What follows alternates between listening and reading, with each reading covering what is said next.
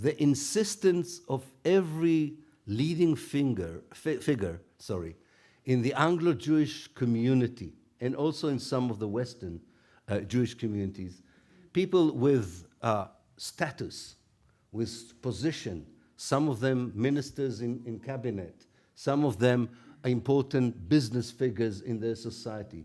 I was surprised to be reminded that they made sure that everybody would understand that they themselves would never go to Palestine, that they felt safe in Britain, that they saw no reason whatsoever to create a Jewish state because they had a problem as an Anglo-Jewish community.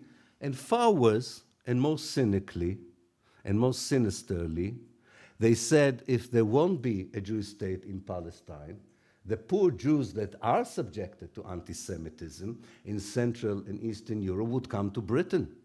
God forbid. And they are poor. We would have to take care of them.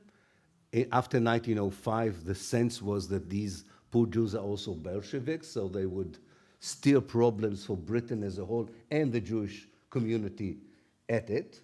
And therefore, it's quite incredible to go back to the material itself and to see it word by word written in explaining to British policymakers, German policymakers, and so on, this is good for Europe because we don't want the poor East European Jews to come to the West or to the United States when I started looking for the origins of the pro-Zionist lobby in the United States. So this is important because, again, it sounds like a distant chapter in the past, but it's very much a relevant issue today, isn't it? I mean, the whole connection between the Anglo-Jewish community and Israel, and this whole walking on eggshells when we begin to talk earnestly and honestly and actually against racism, not because we are racist,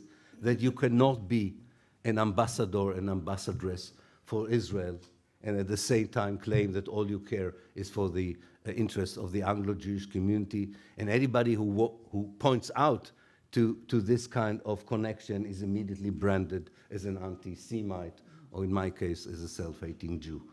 This is something that we should not be afraid to talk about, because this is very, very important. I won't mention name, but if you are familiar with what goes on in the Labour Party now, a full lobbyist for Israel is going to be one of the most powerful members of the Labour Party.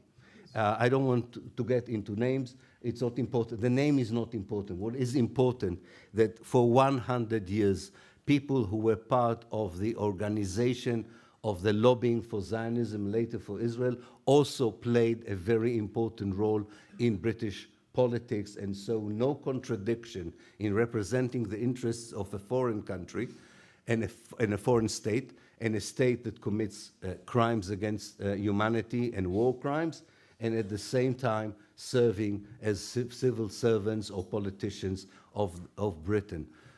Everybody says, well, when you're going into this, you are going into the territory of conspiracies, and that leads us to the old accusations of anti-Semitism against the Jews. No, this is why we write books like this.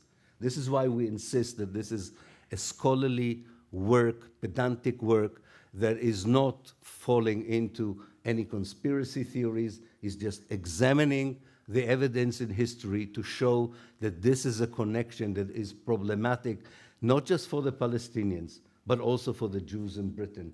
And I think we have now a younger generation, at least of American Jews, who fully comprehend and understand this problem and fully acknowledge that this has not served well the American Jewish community to be the ambassadors and ambassadresses for Israel, and they just jettisoned their connection to Zionism, and many of them feel that in order to show where they are today, they also want to take full part in the solidarity movement with the Palestinians. So not just saying Judaism is not Zionism, our Judaism put us in the forefront in the struggle for liberation and freedom in Palestine.